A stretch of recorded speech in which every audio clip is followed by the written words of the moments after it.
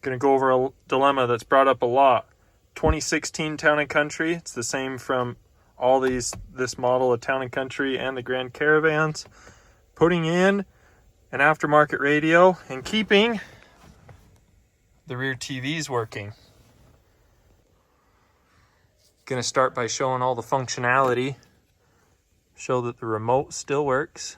I can still go through all these main items, both 1 and 2, because mine does have 2 TVs.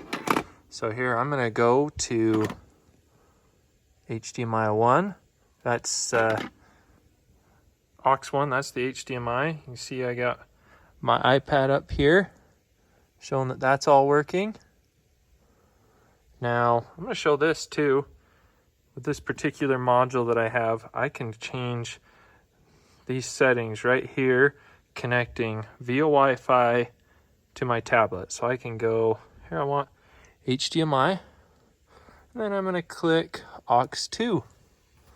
And that is displaying what I see on the radio right there. And then, oh hey, I want to go to aux, or the disc. Now I don't have a disc in, but that would still work. And as you can see, I can do them each separate. So I'm going to show you how this is possible and what I do so that you can have an aftermarket radio, have Apple CarPlay, Android Auto, all those new features, and still keep these rear TVs working to keep the kids in the back happy. Alright, so here I have the radio all laid out in the box. The box that makes all the magic happen right there. Here's what radio I decided to go with. They're no affiliation, just the one I decided to spend my money on.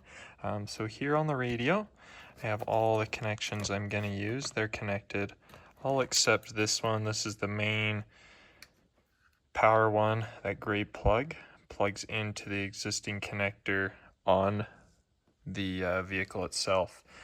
So what we need to do here is, so we have the box, short USB. I make this in a variety of lengths. I can make it either this length or up to 3 meters long, whatever is requested. We need to connect these red and black wires to this connector. And so included and with the kit is this diagram. So we need to find CAN bus low and CAN bus high, or CAN bus positive, CAN bus negative. So pin 13 and pin 2. So we'll go over to this connector and we will find this one. This is pin 2, so this is negative, this green and black. Then that makes this white and black, pin 13, and just to confirm, that is definitely positive. So positive goes to the red wire, negative goes to the black wire. So I'm going to connect those. And I am using these little connectors and little heat shrink that are included. And I just use, here's what I use. These are the tools I use. I like flush cuts for cutting wires, just a preference. A couple different wire strippers and crimpers, and then I prefer to use this little torch to shrink the heat shrink. One thing you got to be careful of is it can burn the insulation on the wire, so you just got to be careful. You can use a match, a lighter, a hair dryer, probably a heat gun, anything like that, whatever you have and want to use. This is just my preferred tool. So I'm going to connect those really quick. Okay, so I got that connected. There's that connector. It is connected right there. All sealed up. Ready to go. So the next thing I need to do is just plug this into the radio, and then I'm ready to go pull the original radio out and install this. I'm not going to show any video of pulling my original radio over there out. I will drop a link down below in the description of a really good video I found that sums it up. This is all about installing this box. Alrighty, up front, got the old radio all out and everything open. Then the next step is to come over here to the glove box, and right where that original USB went, you take it. Here's just an extra one I pulled out at the junkyard, and it's just got those two clips. So all you gotta do is just grab right there and pull it out. I like to use a little 90-degree pick that I can just reach under and pull, pop that out. But you also have to pull everything out of the glove box. You can see I got everything out. And then to get that off, all you do when it's out, you just grab it and it just simply slides off like that. That's what each piece looks like. And then you have to reach right down in there. Kind of hard to see in the dark, but you can reach across and grab that harness. So you can see right where my hand's going, right down in there, and you reach across. Can't do it in video, so I'll be back in just a second and gonna pull the harness out right here. All right, as you can see, I got it right there. The next step, I'm gonna zip tie this right there. Now what I'm doing with this part is optional, but I prefer it. So what that does is I'll take this black box that all the magic happens, and I will mount it right in there. Oop, cap fell off. I'll have to grab that in a second. It mounts right in there, and then it's got the little USB cord that will reach up and plug in, and that's how this gets the power. So that's why I prefer to do that.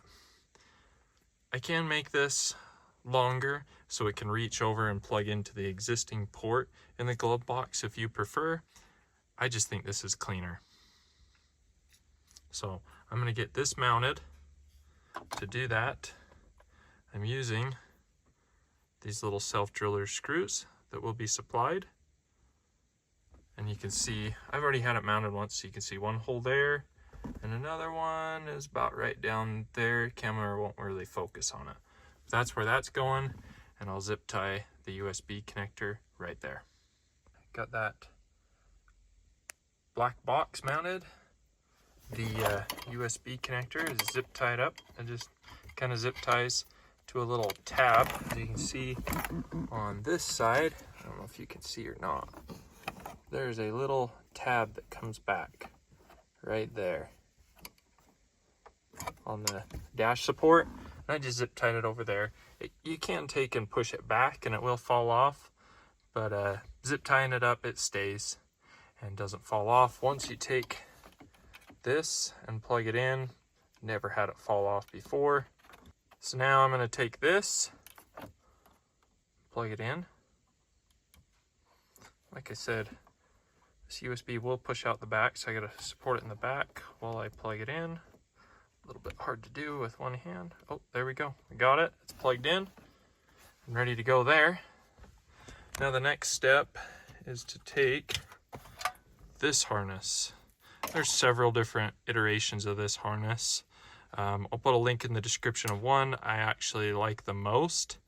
The main thing I need this for is that's backup camera, and then these three are inputs from the DVD player or other things with the rear TVs. This is an input to the new radio. Now, I haven't been able to make these work previously, but maybe by the time I get this video up, I'll have them working. If so, you'll see that. And if not, I'm hoping to later figure it out, and I will post another video of making this input work. So as of right now, the main thing you need this for is just the backup camera. And you just take this white plug and plug it into that one.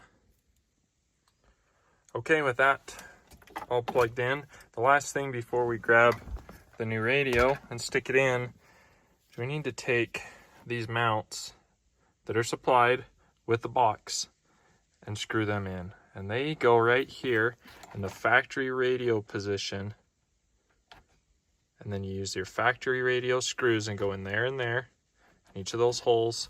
Same thing on this other side. And what that does is with this new radio, you'll notice it has these little tabs that correlate with the tab from the original bezel.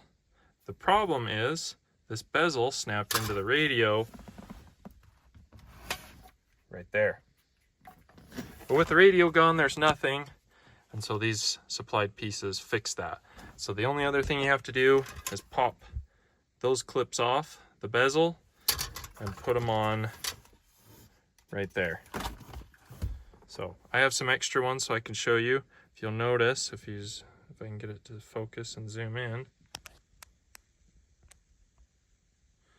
there's little barbs. There's a total of 4, 2 on each side. And that keeps the clip. So you slide it on, and it keeps it from sliding off like this. So push it on. Well, it's going to take both hands, so I can't finish it, but that barb keeps it from coming back up. So when you go to pull it off, you just have to kind of take it.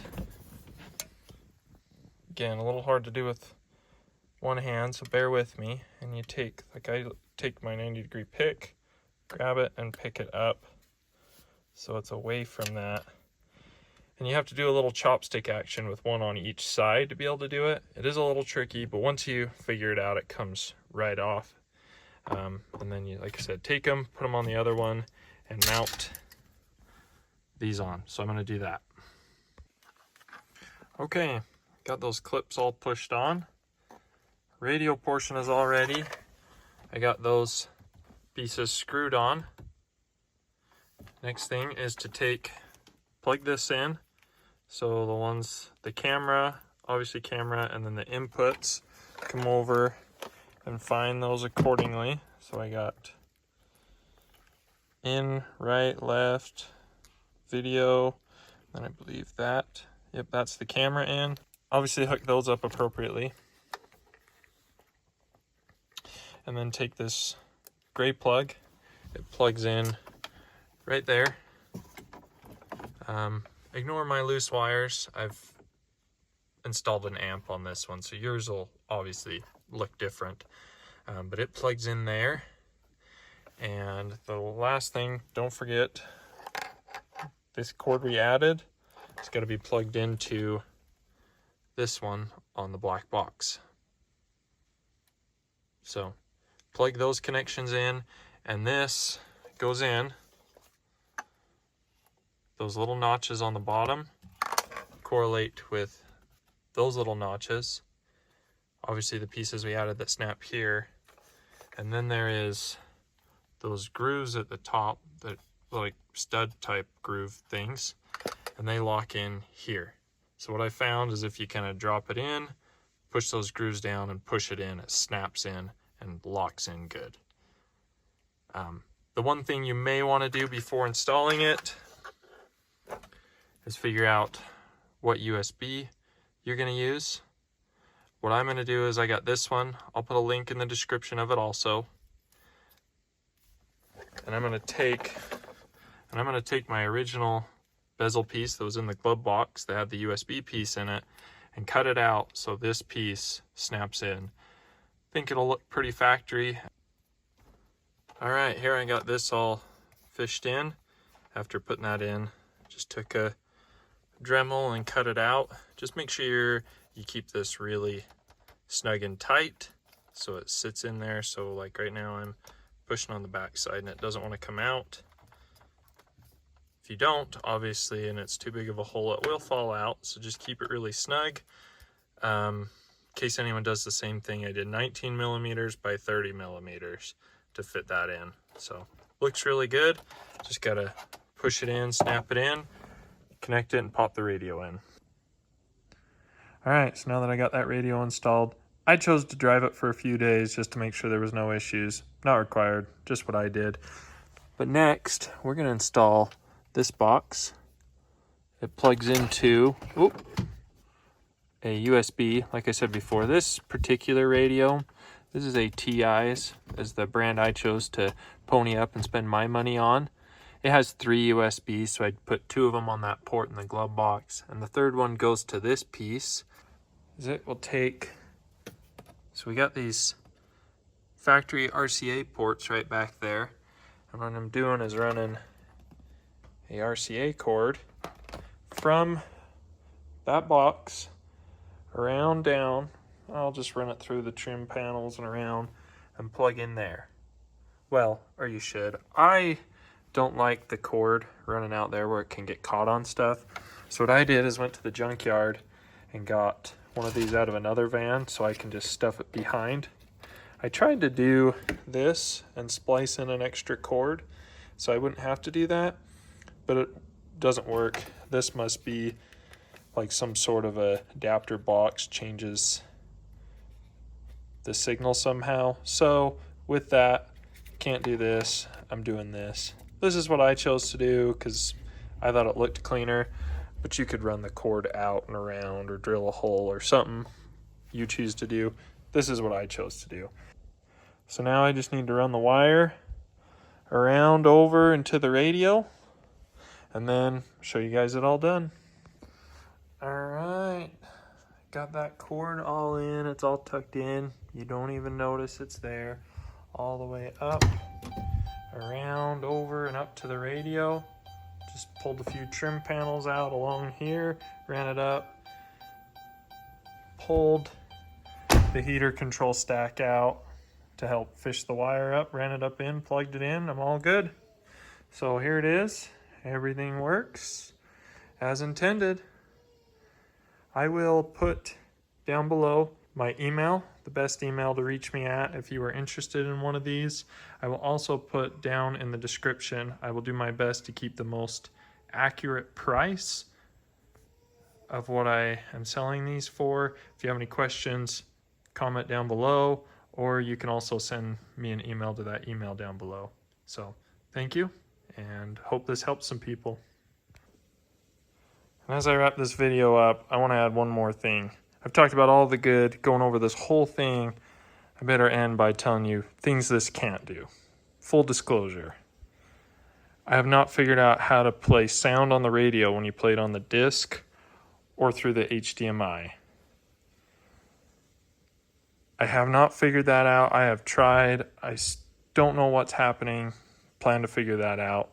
And then when you play stuff from the radio back here, with just running that one cord, there's no way to play it just through the headphones. If it's played from the radio, its sound is only on the radio.